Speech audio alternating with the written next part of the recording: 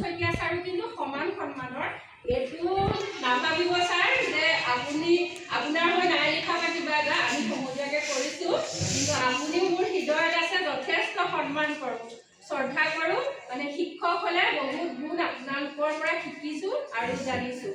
তাৰপিছত কল্পনা বাইদেউকো সমান সময়ৰ পৰা পাইছিলোঁ যদিও বাইদেউৰ লগত ঘনিষ্ঠ হোৱা এবছৰ হৈছে, কিন্তু যিদিনাৰ পৰা বাইদেউৰ লগত ঘনিষ্ঠ হ'লোঁ, বাইদেউ মোৰ হৃদয়ত আপোনালোকৰ সমানেই সোমাই গ'ল।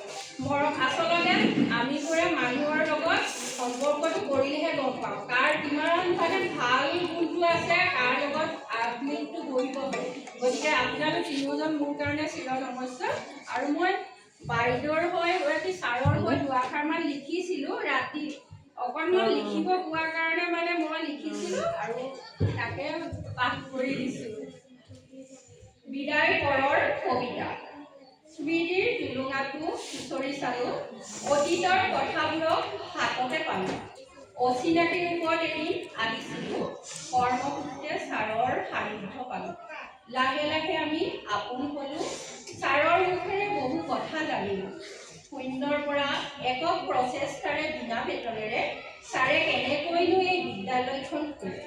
বহুত অদম্য সাহস লৈ ছাৰে এদিন সপোন দেখিছিল, বিদ্যালয় খুলিব, কণ কণ শিশুক জ্ঞানৰ বাট দেখুৱাব, পিছপৰা অঞ্চলটিত জ্ঞানৰ পোহৰ বিলাব।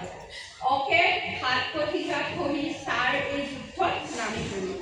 দিন বাগৰিল, পৰিৱৰ্তন আহিল, বিদ্যালয়খনেও এদিন ঠন ধৰিব। পণ্ডিত খবৰ কৃষ্ণকান্ত নামেৰে বিদ্যালয়খনে এদিন স্বীকৃতি লভিল।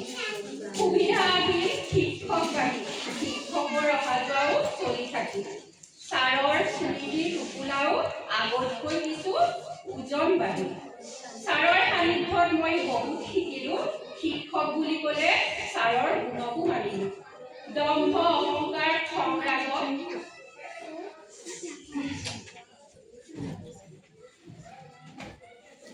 ছাৰৰ ওচৰত অভাৱ দেখিলোঁ।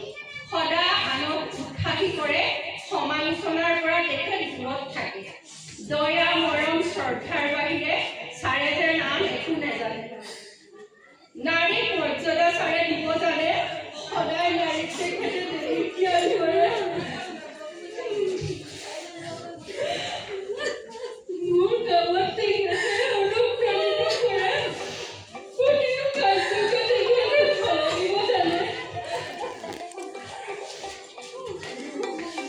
বয়সৰ ব্যৱধান যিমানেই নাছিল, ছাৰ মোৰ বাবে পিতৃতুল্য আছিল। দুয়োকে বুজিছিলোঁ, সুখ দুখৰ